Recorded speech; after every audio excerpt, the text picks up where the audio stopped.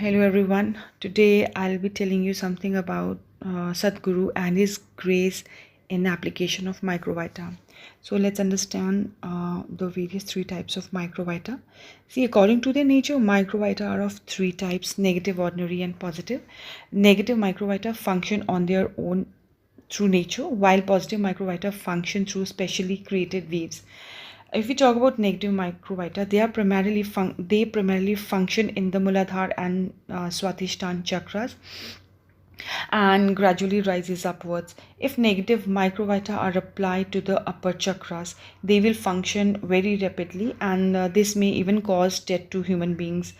So that is when negative microvita by nature function in the lower chakras of human body, and their influence is mostly felt in the pain and disease of kidney, lungs, waist, etc. Negative microvita function very perceptibly in the reproductive and excretory organs, and concentrated negative microvita are not usually applied to the human body because they immediately start affecting the human brain and bring death.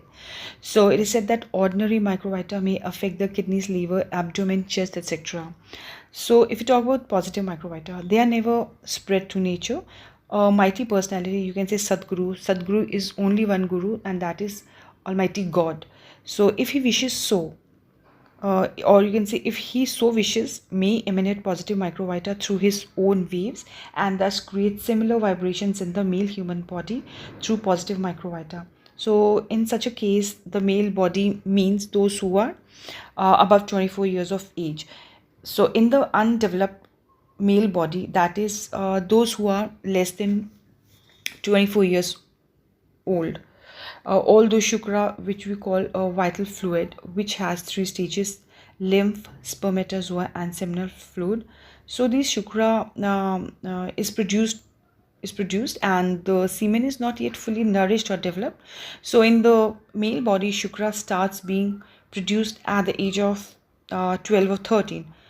It may be subsequently turned into semen, but that semen cannot be considered fully nourished semen before the male is 24 years old. So consequently, Tarak Brahm usually treat 30-year-old males as the standard age for being a medium for receiving positive microvita. If we talk about young brahmacharis are basically the celibate monks who are below, especially those who are below 24 years old. They always try to preserve their semen, hence their nerves are healthy. So in case of the females, whether they are young or old, they discharge ova and other materials during their monthly menstrual cycle, and hence their nerves are weak. So, Tarak Brahm Shishi Anand Murtiji says that as boys up to the age of 12 or 13 years of age do not develop semen, they are very sentimental like women. So there is a little difference between boys and girls up to the age of 12 or 13. After the age of 12 or 13, ova are created in the female body, but that is usually ejected from the body at a particular period in every month. Hence, nerves in the female body are comparatively weak, and such bodies cannot successfully absorb the strong vibrations of positive microvita. Birds, animals, trees, and plants also cannot absorb vibrations of positive microvita.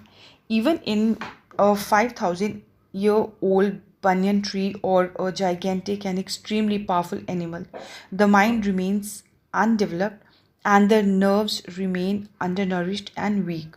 If positive microvita are applied to such bodies, they will cause death. So, the application of positive microvita may emancipate animals and plants through a galloping jump, but their death is inevitable. So, these positive microvita should never be applied applied to children, animals, birds, and plants. Similarly, positive microvita should never be applied to women bodies. When the waves of the positive microvita are widespread, they influence everyone and help in their all-round development.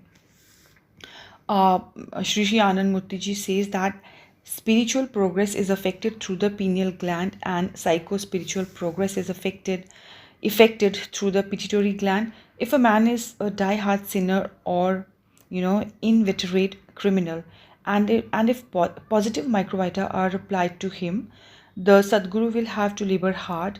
And if a man is physically or mentally weak, the Sadguru will also have to labor hard while applying positive microvita to his body. And in the case of those who are physically, psychically, and spiritually weak, he will have to labor still harder. So, in such case, the nerve cells and nerve fibers in the body of the weak man will have to be thoroughly cleaned, hence, the labor involved will be immense. So, due to the unconditional grace of Paramapurusha, if positive microvita are applied to a male body, which is less than 24 years of age, the person may survive if he can adjust with the initial shock, but the probability of death is greater. Boys below the age of 12 or 13 years are sure to die. Positive microvita can only be applied by Parampurusha, but negative microvita are spread through natural forces, as in the case of conjunctivitis.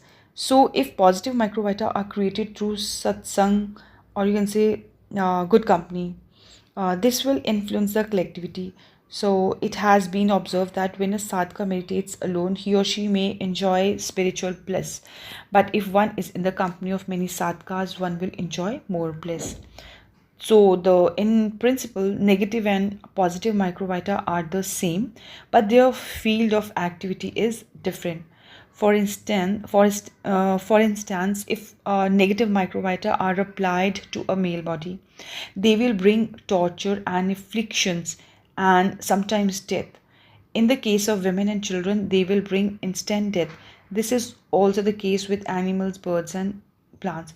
So, the lecture on this particular type of microvita was given by Shri Shri Anand Murthy ji in Kolkata on 11th September 1987. I hope you all enjoyed listening to his discourse. Thank you very much.